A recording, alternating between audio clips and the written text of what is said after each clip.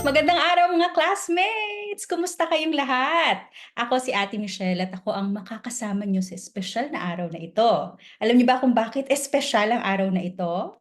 Hmm, dahil mayroon akong ipakikilala sa inyo.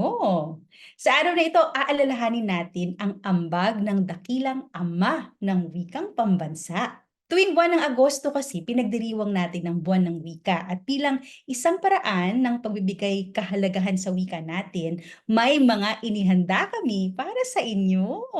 Handa na ba kayong makilala siya? Kaya magsimula na tayo ha. Awitin na natin ang Kumusta, Kumusta song.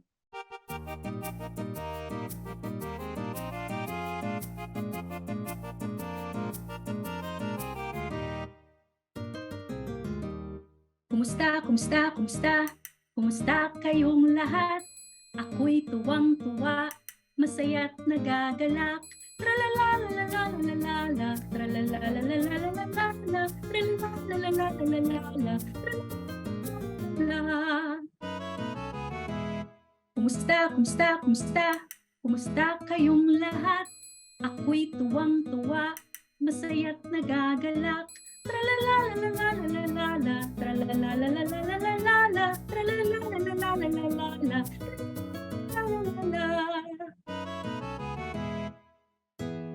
Sa araw na ito, isa sa mga pag-uusapan natin ay ang iba't ibang uri ng pangungusap. Pero bago natin pag-usapan ng iba't ibang uri nito, magbalik-aral muna tayo ha kung ano ang pangungusap. Ang pangungusap ay grupo ng salita na nagsasaad ng buong diwa. Ito ay binubuo ng simuno at ng panaguri. May iba't ibang uri nga ito na ginagamit natin sa iba't ibang pagkakataon. Isa sa mga uri nito ay ang pangungusap na pasalaysay. Ito ay uri ng pangungusap na nagkukwento o nagsasalaysay at nagtatapos ito sa tuldok. Pagbibigay ako ng mga halimbawa ha para mas maintindihan natin. Ang pangalan ko ay Michelle. Ang pangungusap na ito ay nagsasalaysay at nagtatapos sa tuldok. At ito ay halimbawa ng pangungusap na pasalaysay. Ang susunod na halimbawa naman ay, ako ay nakatira sa Quezon City. Ito ay nagtatapos sa tuldok at nagkukwento o nagsasabi ng impormasyon. Ito ay isa ring halimbawa ng pangungusap na pasalaysay. Tandaan nyo ito dahil marami kayong mga pangungusap na pasalaysay na mababasa. Hindi lang sa mga aklat ha, may mga pangungusap na pasalaysay rin sa paligid nyo. Ngayong natalakay na natin ang tungkol sa pangungusap na pasalaysay, ibabahagi ko naman sa inyo ngayon ang kwento tungkol sa ama ng wikang pambansa. Nako, kilala niyo ba kung sino siya? Siya ay walang iba kung hindi si Manuel L. Quezon. Narinig niyo ba ang pangalang ito? Nako, sigurado akong narinig niyo na yan. At bukod sa pagiging mukha sa harap ng 20 pesos, oo, nakikita natin ang mukha niya at ang pangalan niya sa 20 pesos. Ano pa ang alam niyo tungkol kay Manuel L. Quezon? Hmm? Ang wika natin ay hindi lamang mahalaga sa pakikipag-usap. Ito rin ang nagsisilbing pagkakakilanlan natin, hindi lang sa lipunan, kundi sa buong mundo. Sa kwento natin ngayon, makikilala natin si Manuel L. Quezon at malalaman natin kung bakit siyang tinatawag na ama ng wikang pambansa. Pero bago ang kwento, awitin muna natin ang oras ng kwentuhan song.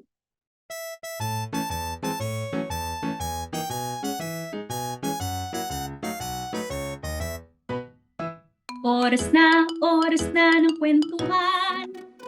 Oras na ng kwentuhan.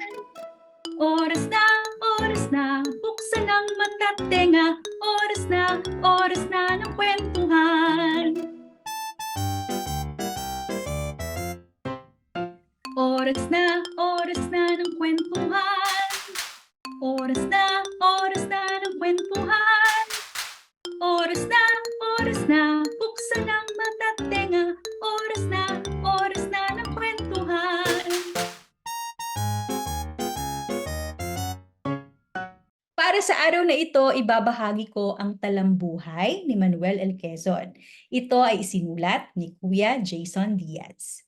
Kung nakakita ka na ng 20 peso bill, ay mamumukhaan mo ang taong ating pag-uusapan ngayon. Isinilang noong ika-19 ng Agosto sa Baler, Tayabas, si Manuel Luis Quezon ay nagpakita ng pagmamahal sa bansa bago pa siya maging Pangulo ng Pilipinas sa pamamagitan ng pagsali sa kilusang pangkapayapaan laban sa mga Kastila at naging aktibong kasapi sa revolusyonaryong kilusan para sa kalayaan ng Pilipinas.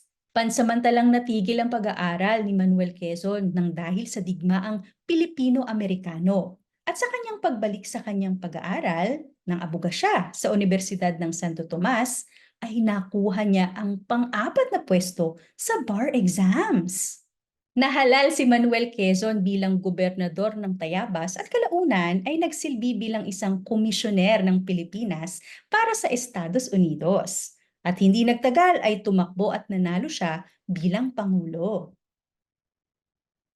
Sa kanyang pagkapresidente na tumagal mula 1935 hanggang 1944, hindi niya lamang itinaguyod ang kulturang Pilipino, isinulong niya rin ang pambansang wika.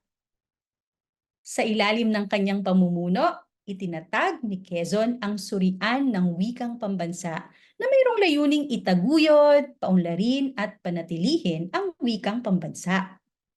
Dahil kay Manuel Quezon, naging opisyal na wika ang Filipino noong 1959. Ngayon tapos na ang ating kwento, may mga tanong ako sa inyo tungkol dito. Subukan niyo itong sagutin.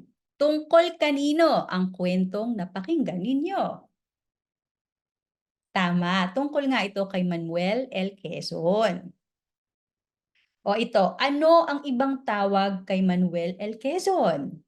Naalala niyo ba kung ano yung tawag sa kanya? Tama, ama ng wikang pambansa, ang iba pang tawag kay Manuel L. Quezon. O ito naman, ano ang pambansang wika ng Pilipinas? Ang sagot niyo ba ay Filipino? Kung oo, tama kayo. Ang pambansang wika ng Pilipinas ay Filipino. Ako, magaling mga classmates, nasagot niyo ang mga tanong natin. At ngayong kilala niyo na si Manuel Quezon, huwag niyong kalilimutan ang mga aral na pwedeng makuha sa kanya tulad ng pagpapahalaga sa wika at sa kulturang Pilipino. Ngayong nasagot niyo ang mga tanong ko tungkol sa kwento, tignan ko nga kung naaalala niyo pa ang pinag-usapan naman natin tungkol sa pangungusap. Sasabihin niyo lang kung tama o mali ang mga sasabihin ko Ang unang tanong, tama o mali? Ang pangungusap ay grupo ng salita na nagsasaad ng buong diwa. Tama o mali ba ito? Ang sagot niyo ba ay tama? Kung oo, tama kayo. O ito naman ang pangalawang tanong. Tama o mali? Iisa lang ang uri ng pangungusap. Yun bang sinabi natin kanina? Iisa lang ang uri ng pangungusap. Ang sagot niyo ba ay mali? Tama ang inyong sagot. Kasi ang pangungusap ay may iba't ibang uri. O ito naman ang kasunod na tanong. Tama o mali? Ang pangungusap na pasalaysay ay nagtatapos sa tandang pananong. Isulat nyo nga sa ating comment section kung saan nagtatapos ang pangungusap na pasalaysay. Okay, ang sagot sa tanong na ito ay mali kasi ang pangungusap na pasalaysay ay nagtatapos sa tuldok. O ito na ang huling tanong natin. Tama o mali? Si Manuel L. Quezon ang ama ng wikang pambansa. Ito ay halimbawa ng pangungusap na nagsasalaysay. O ulitin ko pakinggan niyo muna yung pangungusap. Si Manuel L. Quezon ang ama ng wikang pambansa. Ito ay halimbawa ng pangungusap na nagsasalaysay. Tama ba ito o mali? Nagsasalaysay bang pangungusap na ito? Kung tama ang sagot nyo, Tama rin kayo dahil ito nga ay nagsasalaysay. Naku, mahusay! Nasagot niyo ang mga tanong natin. Naku, marami na naman kayong natutunan ngayong araw. Ano-ano bang mga ito? Una, tinalakay natin kung sino si Manuel Quezon at ang kanyang mga ambag sa wikang Filipino. Pinag-usapan din natin ang pangungusap na pasalaysay. Tandaan niyo ang mga ito ha at i-share ang mga natutuhan niyo sa iba niyong kapamilya at kaibigan. Pero bago tayo tuloy magpaalam, awitin muna natin ang Wikaharian Song.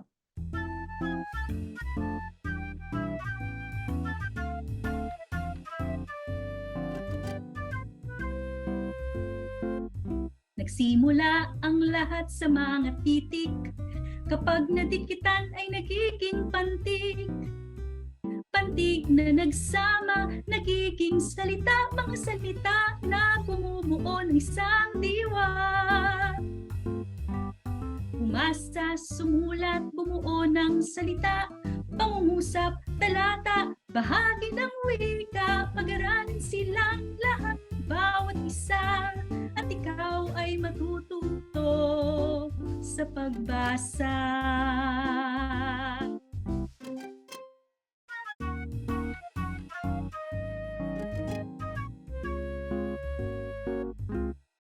Sana'y natuto at nasiyahan kayo.